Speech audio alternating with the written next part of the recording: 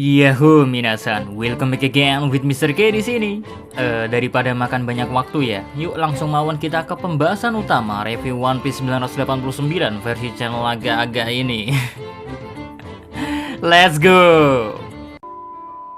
Chapter 989, aku tak bisa membayangkan kekalahan. Cover judul lagi-lagi masih menceritakan cover story Lola dan Chiffon Family, melanjutkan kegigihan Pon yang masih berjuang untuk mendapatkan pengakuan dari Lola dan Chiffon. Apalagi ya, di chapter sebelumnya, Pon malah ditinggalkan oleh Lola dan Chiffon dengan kabur bersama BG Pirates. Walau alasan kaburnya juga karena dikejar angkatan laut sih, cuma karena momennya juga tepat dengan saat Pon mengungkapkan statusnya sebagai ayah, ya kesannya nyeseknya double gitu. Udah gak mendapat pengakuan, malah ditinggal.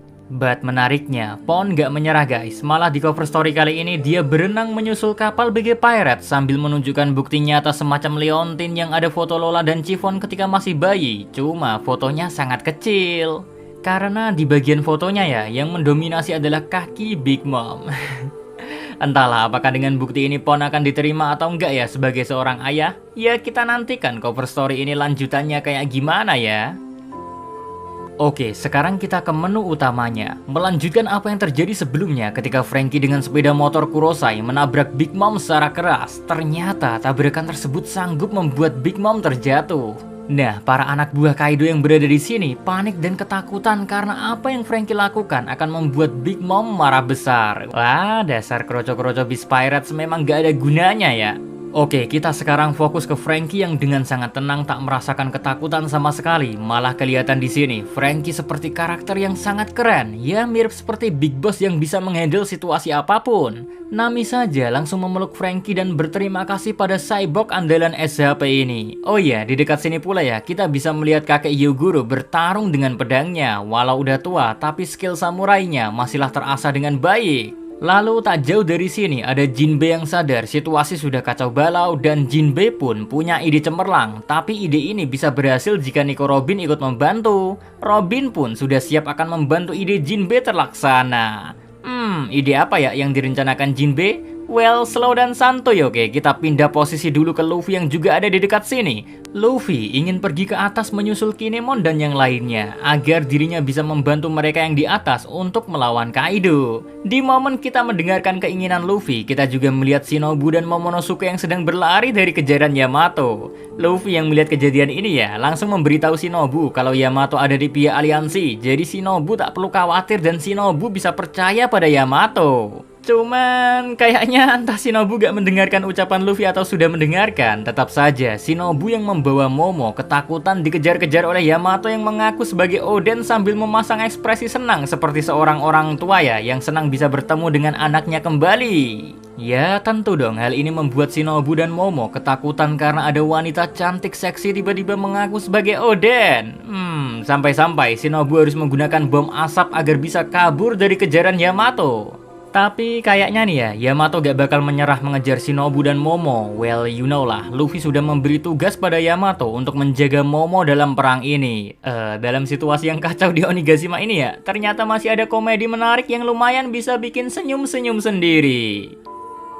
Next, kita balik lagi ke Big Mom yang sudah kembali berdiri kembali dengan amarah yang meluap-luap. Big Mom di sini emosi karena selalu bajak laut topi jerami yang muncul untuk mengganggunya. Para anak buah Kaido melihat Big Mom semarah ini langsung lari tunggang langgang. Mereka gak mau jadi korban salah sasaran dari amukan Big Mom.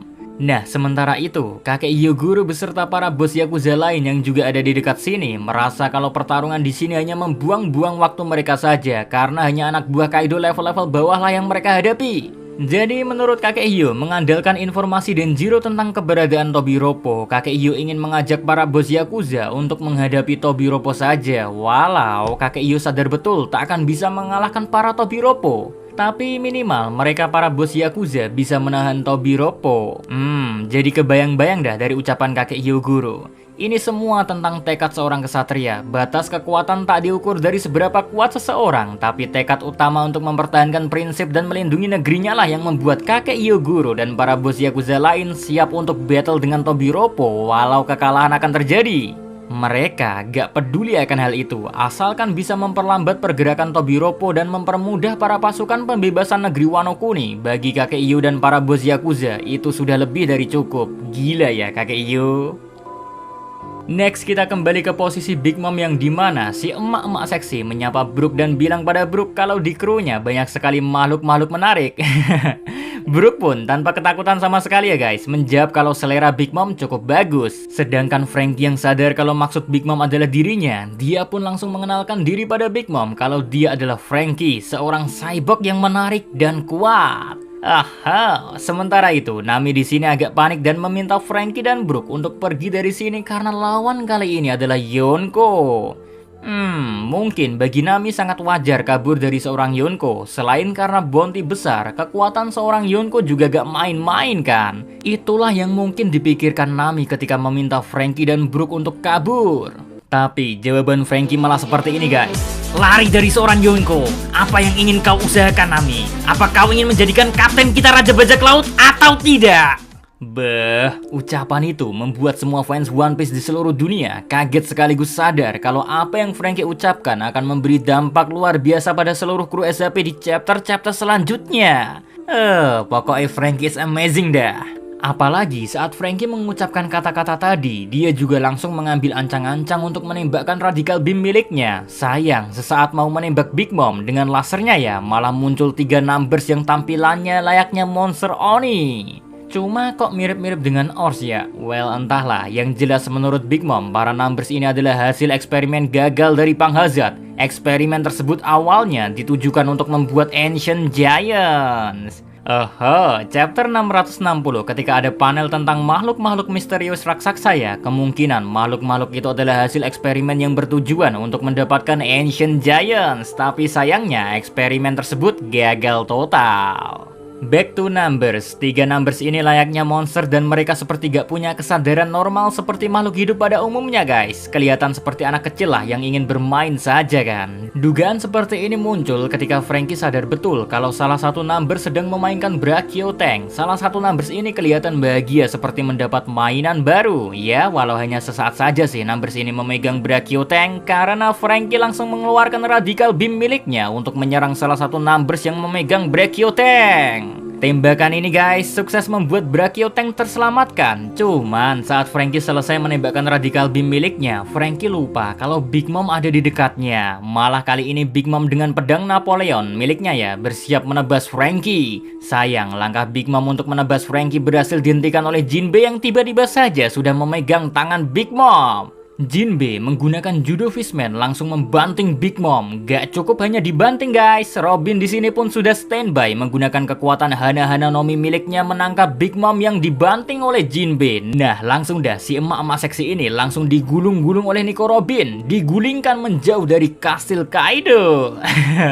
Baru kali ini Mr. K lihat ada Yonko dipermainkan segila ini. Pastinya nih ya, bakalan membuat Big Mom marah besar sejadi-jadinya ya. Tapi lewat ucapan Jinbe yang kelihatan santuy sambil tertawa riang, kita tak perlu khawatir akan amarah Big Mom karena kru SHP yang sekarang bukanlah kru SHP yang dulu, oke?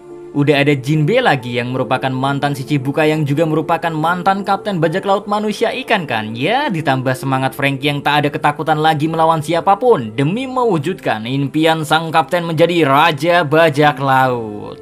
Oke, kembali ke Franky yang saat ini sudah aman dari Big Mom ya. Kini Franky langsung memanggil Komandan Chopper untuk standby karena it's time to docking time, alias sudah saatnya semua mesin-mesin buatan Franky berubah jadi General Franky. Usopp dan Chopper bahagia mendengar ini guys. But sebelum ke momen General Franky melakukan perubahan, kita fokus dulu ke Luffy yang perlahan tapi pasti sudah ada di lantai teratas kastil Kaido. Luffy di sini sudah bersiap ingin pergi menyusul Kinemon. Oh iya, Queen juga ada di sini guys, dan si Queen kaget betul Luffy sudah ada di dekatnya. Parahnya lagi, tiba-tiba saja ya, secara ajaib Zoro juga muncul di samping Queen. Tambah kaget lah si Queen melihat duo kunyuk ini ada di sini. Cuma entah sadar atau tidak ya, baik Luffy dan Zoro seperti gak mempedulikan keberadaan Queen.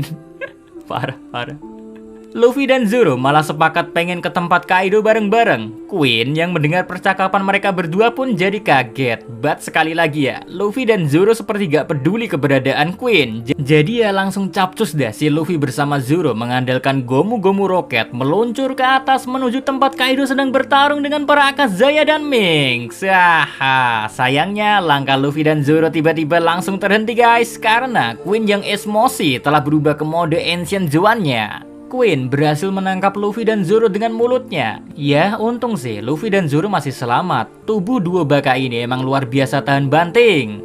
Malah setelah digigit Queen, mereka berdua masih bisa melakukan ekspresi kaget kalau saat ini mereka gak akan bisa menyusul Kinemon. Karena gak hanya Queen yang menghalangi langkah Luffy dan Zoro ya, tapi ada King yang juga sudah dalam mode Ancient Zoan-nya. Dan King ditemani banyak Smile User yang bisa terbang juga. Mereka menutup akses jalan atap tengkorak Onigashima agar tak ada yang mengganggu pertarungan Kaido. Wah. Lalu Queen yang sadar kini akses menuju Kaido aman dijaga King dan Smile User terbang. Langsung dah Queen melempar Luffy dan Zoro kembali ke tanah. Terus ya, tak jauh dari momen Luffy Zoro dilemparkan Queen, General Franky pun sudah memulai docking time. Cuma karena dalam mode General Franky hanya ada satu tempat duduk ya, jadi ya otomatis Chopper dan Usopp langsung keluar. Sementara itu Sanji yang masih berada di dekat sini. Ternyata Sanji masih baik-baik saja setelah kena serangan dari King di chapter sebelumnya. Alasan utama Sanji gak terluka ya, gara-gara daya tahan pakaian Red Sweet buatan Germa 66 yang luar biasa. Ya, Sanji jengkel sih, buatan keluarganya ini ternyata bagus. And now kita kembali lagi ke posisi kakek Yo yang melihat beberapa nakama SHP terjatuh dari langit. Dan sekarang pihak aliansi pembebasan Wano Kuni seperti terkepung di sekitar kastil Kaido. Di daratan ada Numbers dan para Smile User yang bejibun banyaknya. Ditambah ada Queen pula. Lalu di langit-langit ada King beserta Smile User terbang. Intinya saat ini semua aliansi ya telah terkepung. Tapi anehnya kakek Yo gak merasa pihak aliansi yang berada di sini akan kalah. Kenapa kakek Yo begitu yakin? Well, itu karena guys, semua kru SHP sudah berkumpul semua. Yang awalnya terpencar-pencar karena berbagai alasan, kini tiba-tiba saja secara ajaib bisa berkumpul kembali. Luffy, Zoro, Nami, Usopp, Sanji, Chopper, Robin, Franky, Brook dan Jinbe, mereka semua sudah standby di posisi untuk bertempur. Bahkan Our Baka Sencho, Monkey D. Luffy di sini menaruh kepercayaan yang luar biasa kalau dirinya bakal mengalahkan Kaido. Musuh-musuh yang lain dipercayakan pada yang lainnya dan Luffy meminta tolong pada semuanya untuk menjaganya dari belakang juga. Gila, ini mah bakal seru abis. Sosok kepemimpinan Luffy bener-bener terbentuk di chapter ini. Dia sudah gak seperti dulu egois akan gabres-gabres apapun yang menghalanginya. Kini fokus sang kapten hanya pada satu hal yang menjadi problem utama di negeri Wano ini, yaitu Kaido. Jadi gak sabar dah nunggu chapter 990 rilis 12 September nanti. So keep santuy dan stay untuk bersabar, oke? See you again next time. Adios ya karamelo, stay safe everyone. Salam Animania. 無限大の地広げ